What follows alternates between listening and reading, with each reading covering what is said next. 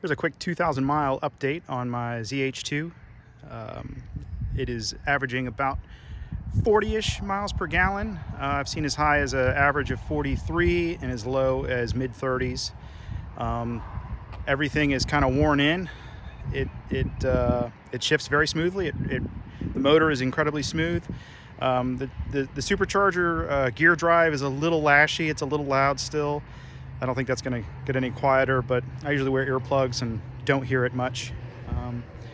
Surprisingly enough, the tires are wearing very well.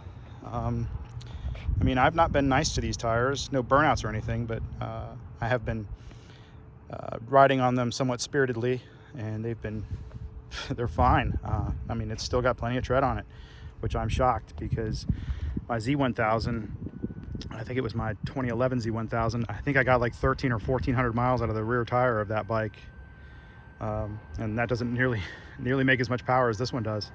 I did get the Kawasaki OEM. You can hear my gas tank singing.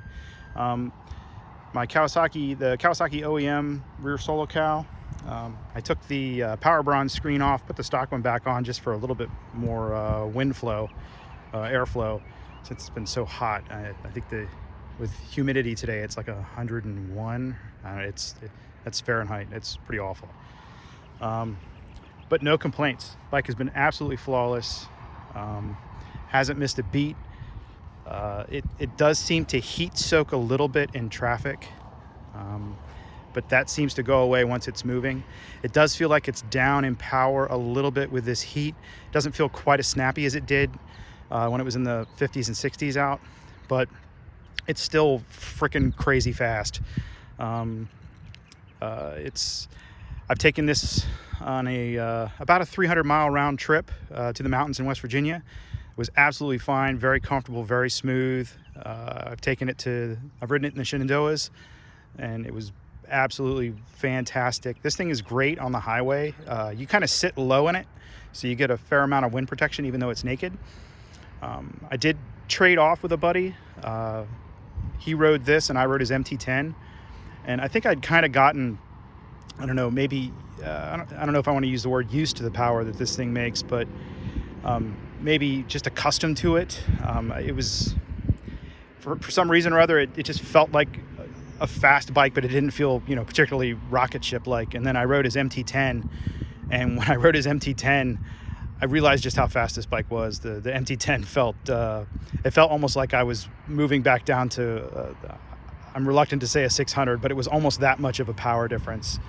The MT10 makes a bucket load of power, and it's a really, really fast motorcycle. But if you've been riding this for the last several months and the last several thousand miles, and you ride an MT10, you'll realize pretty quickly that this is considerably faster than that bike. In fact, he hadn't ridden my bike yet. We swapped off, and he rode it for about 10-15 miles, and he got off of it. He said, "Holy shit, this thing is a rocket."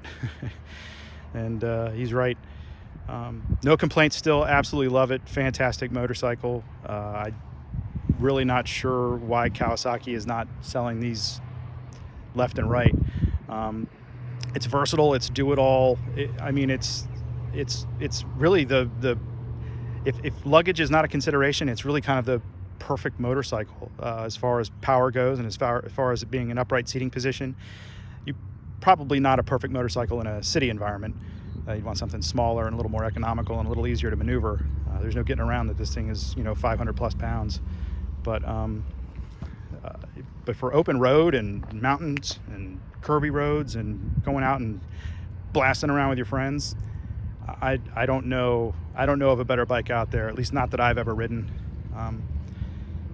It's mind-blowing, really. I really enjoy riding it. If you guys have any questions or comments, just drop them below, and I'll do my best to answer them. Ride safe, guys.